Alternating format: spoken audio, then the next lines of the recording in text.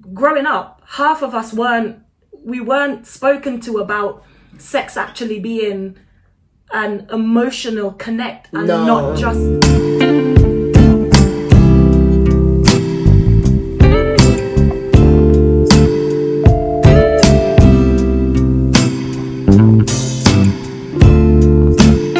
Hi guys, and welcome back to my channel. As you can see guys, today I have a special guest with me. This is one of my very good friends, Stacia. We served in the military together. She's Navy, but we did work together, tri-service in the hospital. So welcome Stacia. Thank you. It's good to have you. Thanks. Especially with this topic. She's quite versed in stuff like this, so I invited her to help me to provide some education in a sense. I tried to get one of my mates, a male, to come on with us so we can have a male's perspective. But I don't know why guys are a bit shy to venture into this. So he gave the excuse of being unavailable. Yeah. But hopefully that's an excuse. But hopefully you'll be on for the part 2 of this that we will be conducting. But yes, let's get to it guys. As you can see in the title, we're going to be talking about this whole obsession with size. Yes guys, this whole obsession with penis size. So let's get into the video. So Stacia, right? This topic is a topic that I've been meaning to touch on, right? It is not coming from this whole obsession with sex and all of that. This is education. You know what I mean? Because growing up, and even to this day, when I watch music videos, when I watch interviews, women in my country, in Jamaica, you always hear women talking about or singing about if the man don't have 9-inch, 10-inch, 12-inch, 13-inch, guys. No, this is really serious. I mean, we're all adults. And these are things that, you know, a lot of these taboos or a lot of these misconceptions can mess up a girl expectation when she has that whole sexual experience. So I just thought we would bring facts here so people can understand that this whole idea is not necessarily the truth when it comes on to the reality. Yeah. And that this whole misconception tends to warp a girl's expectation and even the value that she places on herself. Yes. So what I want to know, Stacia, in your country, Stacia from St. Vincent, was there an obsession with this whole penis size, or is it just a Jamaica thing? I don't know. You know, tell me. So I won't say there's an obsession as such with men and their penis size, but you do get the males tend to take the pee out of one another, like, hey boy, what you size are your thing? What you expect for doing something like that? But I won't say there's an obsession as such with the women. There are some, like you said, certain parts of St. Vincent, you will have the women that are like, if he's not packing this certain inch, don't want nothing to do with it, because all you're gonna do is tickle me. Yeah. But you do get some of the men that are like, it's not the size, it's the motion in the ocean. If there's no point of you packing something so big you don't know how to use it, and then you're gonna have little Miss John coming from down the road with his little 2-inch, and he knows exactly how to use his. Which brings me to the point, Stacia, that a lot of people don't know this. It's really I'm not gonna say I was surprised, but it's like because of course, like I said, culturally, growing up, every woman sings about it. Every woman talks about it. Oh, I want this, I want that, and which I thought it was a factual thing, that's how a woman, you know, that's how a woman is sexually satisfied. That is the end goal. That a man has to be, you know, it has to be this size for a woman to enjoy it. But then there's what would you call it now? Like a great revelation. Yeah. And this is what I learned that a woman's pleasure is not physical, it's mental. Yes. Yeah, so having had that experience, that was a great revelation. That, which I think at the moment, a lot of people don't put that out there. So, a lot of women are not experiencing sexual intercourse in the way in which they're supposed to experience it because of this old taboo, this old mindset.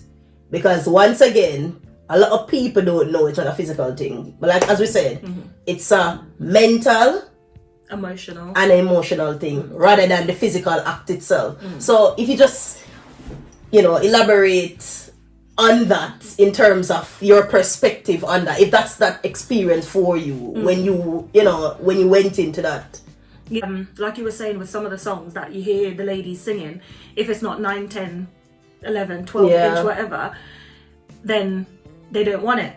Most of the songs is what influence a lot of the mentality of men, especially back in St. Vincent. What do you mean? It's more, so obviously you hear half of these reggae with the songs, especially like the younger generation, they listen to songs, they get influenced then by it, and like you said, they sit down and they boast about it. And women on the other side of that, we hear it, and then we then think, okay, so then that's what we should kind of be expecting. But then, saying earlier, you can have somebody with a 9 inch, he knows what to do or doesn't know what to do, and the same with somebody with a smaller inch. And you do get, like I was saying earlier, you do get the men that will be taking the mick out of the other friends, or the guys that have got a smaller willy, and they will sit down and they will be like, oh well, I know how to use it, do you know how to use yours? And a lot of the times, like you said, the women then, we're at the back end, or we then take the brunt of it, because we then think, oh well, my boyfriend's got a big penis, so that's fine. Yeah. But then you then take the mick out of your friend because you're like, oh well, your boyfriend's penis, what's he doing with you? What's going on? Are you enjoying your sex life? But really, are you enjoying your own? Because even though he has got a big penis, does he still know how to pleasure you? And like we were saying, is there that emotional disconnect as well? So a lot of the times it can be cultural, and like you were saying, as you get older, it's more the experience, and it's more then realizing that actually it's not about the size, it's about you also feeling that connect from your partner. I mean, even for me, like, coming to the UK, and where it's so different, where that's not even at the forefront. No. I mean, like I said, I have looked very stupid in conversations. You know what I mean? I've had conversation with girls and they would be talking about, just talking about their partner. And I would be joking about them saying the partner probably have us, we're talking about penis size. Girls, we do that. Yeah. And then they're like, I don't care about penis size. And I'm like, what do you mean you don't care about penis size? And bear in mind, this is before I started to experience, this is before I was sexually active. And they're like, oh, I don't care about penis size. And I'm like, what do you mean you don't care about penis size? Because I grew up with that old notion. Yes, I'm in church and I'm not exploring that way, but even though I'm looking to get married, I'm always thinking in the back of my head, if a guy has to be very rough, because that's what I hear, a guy has to be very rough and a guy has to have a certain size to fulfill that sexual pleasure. And if he can't fit into that whole narrative and that whole scope, that means he's not a man in itself. So we tend to look for the whole macho, and it thwarts, or I would say it kind of affected who I dated as well. Yeah. Because we have this whole idea that white man don't have nothing, Asian man don't have nothing. So it's like in your head, it affects who I date. So I pick and choose. I grow, in my head I'm thinking, yes, when I was growing up, you always think about the white man and getting a mixed baby. Yes. Yeah. But when it comes on to the part of his private member, you don't want to go there because you're thinking, oh, a white man it's not packing. But then as I grow older, you look and you're like, what is this madness? Because you don't hear white women complaining. I'm in England, you don't hear women talking about they're not obsessed with this penis size. And then when you start to experience having sexual intercourse, then you're like, okay, so yes, the guy may have something, but it's not necessarily doing that job, or so on, which a lot of girls would say, because guys, bear in mind, a lot of girls, don't even experience orgasms. And you're like, if it's just about that, what is affecting that part of, of young women and that whole idea? So then, as I said, when having those discussions and someone said to me, it's because sex is a mental thing, it was like a shocker to me. I was like, okay, what do you mean by that? And they're like, a man could be 2 inches. Yeah. And I can still get pleasure from it. Yeah. Because it's my mind that gets pleasure. And that really, I don't know, that's kind of crazy. When I learned about that, like, that's really bizarre in a sense. So, a lot of things, it's not even only about the sexual things about our culture, which I think it's affecting us as a culture. Yeah. It's the same way we glorify violence. Yes. We glorify this thug, especially when you're a black person and you're in countries like this. And, yo, man, me come from this a place, yeah. Yeah. Now ramp with me because, yo, Manuel, yes, I come from. Yeah. We glorify so many things that it's not healthy and it's affecting us. And when I think about it, reason why, when I think about it, that's really affecting us, going back now to this whole penis size and how a man should dag a woman. Yeah. In Jamaica, it's all about, for us as Jamaican, all you hear, dagga. Yeah. That is pleasure. But when I look at it culturally, it's affecting the way a man, because if that is how you're approaching your sex life, it has a lot to do with how you see that woman, and it's about even how they look at us. Yeah. That means how can you treat your woman with any form of loving nature, which I've learned since being in this country, that people make love. Yeah, because like I was saying earlier, it's not just about sex, and that is what a lot of us grew up thinking, that it's sex, hence the penis size, and everything like that molds into it. But growing up, half of us weren't spoken to about sex actually being an emotional connect and not just a physical connect. Like, I remember from the age of me having my period, my mom actually sat down and spoke to me and said, Stacia, so you're at the age now where if you have sex, you can get pregnant. It's not, my mom was a very straightforward person, and we have this relationship where we can talk about anything. And she did say to me, she goes, Stacia, sex is sweet. She goes, but you need to make sure that when you do have sex, it's with somebody who you connect to on another level. It's not just sex. My grandmother, however, I would have never had that conversation with her because it's that difference in like the culture and the age. But like, that's the thing that I don't understand. Like, your mom, my mom never sat me down. You know what? It's since I got older and me and my mom, we have a better relationship now. Yeah. That I just talked to her about my sex life. Yeah. But when I was younger, your mom would never, my mom, it's really interesting that your mom had that conversation. Yeah. My mom never broached a subject. I never saw my mom. Yeah, I know my mom had partners. Yeah. Like I said, my mom never talked about sex with me. So I tell people all the time, when I was 12, I didn't know how sex worked. These kids are very good. Oh, yeah. These kids, did you know at 12 years old how sex worked? I knew at 12 because, like I said, my mum was very open. And I remember growing up and asking my mum, because I remember speaking to other kids and they're like, and I mean, like, you knew where it went, like, you knew where to put it. Yeah. Like, so, okay.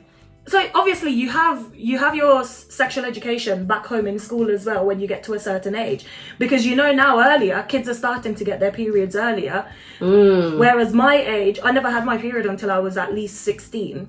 Certain cases, I know now back home they're starting to do that a lot earlier because they're having to, especially with the generation that we're growing up into now. And I remember speaking to my mum, and mum said to me, she goes, Stace, there are some people growing up, she goes, with my mum never broached that subject with me. And mum always said from the time she had girl children, not just girl children, but she had to educate my brothers as well. She had to let them know from a certain age what sex was, she even broached the subject of AIDS with us, HIV. But do you think it's her having her own education? Because I find that, with the older generation, they have this whole taboo that they feel like if they tell you about sex, they're poisoning you. No, so I know back home in the Caribbean, they think that, oh, well, if I talk to her about it, she'll only go out and try to experiment. Whereas mum never had that education. So hence the reason she said she wanted to speak to us on that level, because she wanted to have that connect with her kids. Whereas she never had that connect with her mum. So she broke that taboo in the sense where, all of her kids knew from a certain age. And it's not that we went out trying to experiment, because I didn't have to experiment, because I could speak to my mum on a different level. I didn't have to go behind her back to find out, oh, well, mum, how was it, or this or that. So, and mum got pregnant at an early age because she said, because she couldn't broach that subject with her mum, all of her friends were talking about it. So she wanted to have that. She wanted to have that experience. And she said even then growing up, for her, she was like, she goes, sometimes you hear some women are like, oh, the size of his penis, this, and the size of his penis, that. She goes, for me, it didn't matter. She goes, I've had different. She goes, I've had big, I've had small. And she goes, and either which way, if you connect with none of them emotionally, it will just be sex. And a lot of women don't even know that. Is it that they don't know that, but it's just what is put out there? So a lot of things, Stacia, it's not necessarily the reality, but it's what sells. Yes. So we are selling a lot of things, but I'm just saying, I think I bring this topic up because it's affecting sexuality. Yeah. I did a topic the other day about coffee. You heard about coffee? Yeah. And I did that whole topic, and the topic was around because obviously they're giving her a hard time about her sexuality. And how I approached the topic was looking at us. I don't know about St. Vincent, but we're so afraid of sexuality in Jamaica. At least where I grew up, people don't talk about it. It's like the elephant in the room. And we think that this is helping our kids, it's about, remember now, so let's not get it twisted. You're not exposing your kids to this dirty, let me turn your back way, and none of that. We're not talking about that. Yeah. But when the child is at a certain age, or for example, like me and my husband, when I was married, right? I used to kiss my husband in front of my daughter. Yeah. I used to engage in that passionate, I'm not saying they're gonna big tongue kissing, no. Yes, yeah. But I'm talking about I expose my child to something healthy, where she sees her mommy and her daddy kissing, to see that's normal. So when she sees, she don't have to go trying to experiment, which I didn't grow up on. Because believe it or not, they made me so scared of sex that my mom had I had a partner at the time. And this is not just me. I know a lot of kids that would tell, a lot of people that grew up would tell you that. Yeah. Whenever my mother had her partner over, I stay far away. I never wanted to have to catch my mom. I've never catch my mom in the act. But I was the whole thought of catching my mom having sex made me, the thought of it made me sick. And it would have traumatized me, because I've heard of children where I grew up who caught their parents and it traumatized them. So I'm just showing you how sex is not meant to be this messed up as we are messed up now, in a sense, because I don't know where all these ideas, and again it comes from that whole upbringing, that cultural, that whole thing that is embedded in us. Like I said, I had this whole fear, and I said, as your mom would have done, I wanted my daughter to see a different experience. So I made sure I showed her healthy. It's a healthy sexual experience. So going back now to coffee. So because of that, you know, you're growing up and a little girl with a bit boyish. Yes. People just always tend to think, okay, that she must be gay. You know, as they're saying with coffee. Yeah. I don't know if coffee is or not. That's not the point.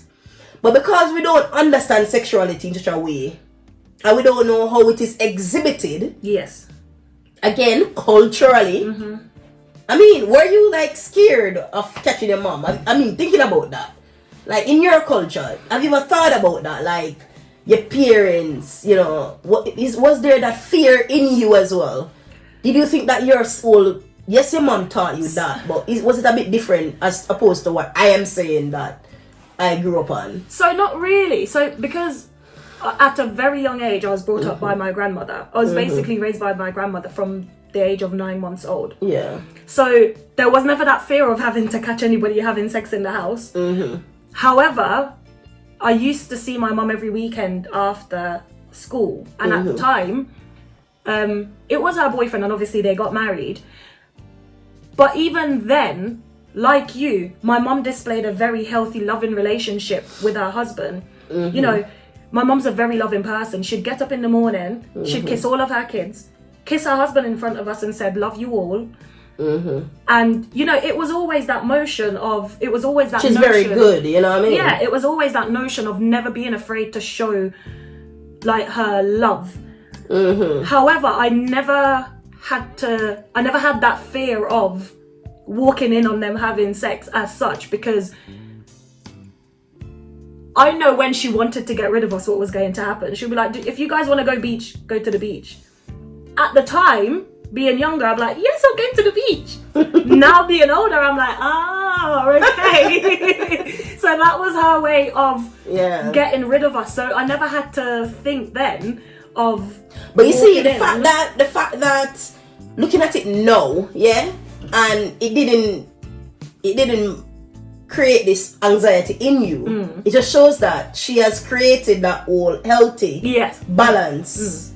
And just to wrap up this whole topic of this whole sexuality, these taboos, the size, all of these things that is really not benefiting our younger girls. But like I said, for me, and I'm sure for a lot of people, they had to go out there and learn for themselves. Yeah. And so a lot of things, it becomes shocking because you're like, okay. I mean, I remember once I heard someone, I would not say. So I lived in a tenement yard, and I was going to the pipe. You understand? And I heard the person engaging, and what I heard was like the bed was being banged from. No, it's like, this is really serious. I heard the bed was being banged from one side to the next side. It sounded like a war. You know what I mean? Yeah. So I was always thinking that, oh my God, like when I think about sex, for me, I thought of it as being not a pleasant experience. Again, because of the whole cultural thing, and again, probably why I'm hearing the bed going like that, because the man probably think that's what the woman needs. Yeah. And poor thing, probably that woman not even, let me not be all holy. It's not about being holy. Yes, women like a little roughness sometimes, but it does not goes down to pleasure. Yeah. It really comes from a man treating her like a woman. Passionate, loving, caring. Because I could guarantee you, if that was a man hearing that from the outside, here in the bed, I say, yes, man! Yes! Exactly. Yes, exactly. Because and they glorify that. Because that was the taboo. The men in the men's head, they're like, yes, he's doing his job, that's it. And at the time, yes, maybe that's what she enjoyed. Because like we were saying, maybe that's what she's been exposed to. Maybe that's all she knows. That's what she thought, yeah. Maybe that's all she knows. Then again, they could have been a couple who've been together for a long time, and maybe they had their loving time during the day, and maybe that could have been their that time during the day. You know what I mean? And sometimes it does happen in relationships where, you know, oh well, we've had our lovemaking session. Now for the other type of session. Yeah, but you see, again, it's just that people don't just put that down. Yes. So that is it. Yeah. If that's not the way, so it's about a mixture, isn't it? Wham bam. But understanding that a woman, it's more mental. Yeah. And Definitely. understanding, you know, what you call it, penetrating our psyche. Yes, definitely. Loving, caring, passion. You're You loving her from her soul downwards. A lot of men, they don't get it. But it's a bit of both. Men obviously need the education. yeah. And the difference now with us lot growing up, and we know the experience we've had growing up. And like I said, my mom broke that taboo, so I'm hoping to continue. Then hoping that now the generation growing up, Yeah. we're more exposed to it. We're more educated as such as to what sex should be, not just thinking about size, and it's about penetrating her psyche, like you said earlier. Yeah.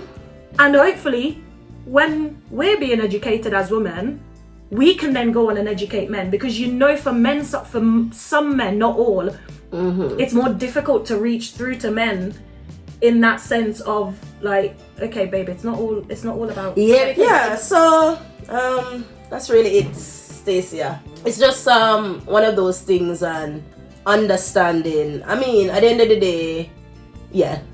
day, guys, as much as we talk about sexual experience, it's not just about just the old taboo as well. We have to also understand this is not being holy or whatever, that you know, it's always even better as well. And this is another topic that I want to cover, to have one partner. Yeah. We're talking about marriage, because marriage is, when you're having sex with so many partners, you are marrying them. Biblically, that's what the Bible speaks about. You know, a lot of people think marriage is just going to the altar. Marriage starts when you're having sex. Sex is marriage. So a lot of that also ties into the old difficulties in sexual relationships, and how even girls and how they conduct themselves, and even the way how they have so many baggage. Yeah. You know, with having many sexual partners. So even as we talk about this, guys, it's also very important to have one partner. Yes. You know, it's very important. But those are things that we would try to explore further. It's a huge, big topic, but you know, I'm glad that we got that part. You know, it's just something that I thought I wanted to bring to the forefront. Yeah. As this whole what's this obsession with size, guys? You know, as you know, we all know, and a lot of women know. They know the truth that, you know, you can use your mind. It's a mental thing. You know, it doesn't matter what the man has. No.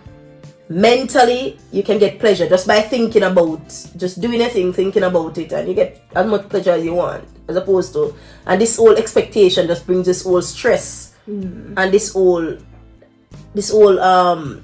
stress on the man himself, where he thinks he has to do this, he has to please, he has to do a certain way, you know, and then it just, you know, it kind of thwarts sexual relationships, especially in the black. In the black. What is wrong with our culture? Size is everything. You know, it's just violence. It's just But I do thank you so much, Stacia, No problem at all. for being here with me. Did you enjoy that? I did.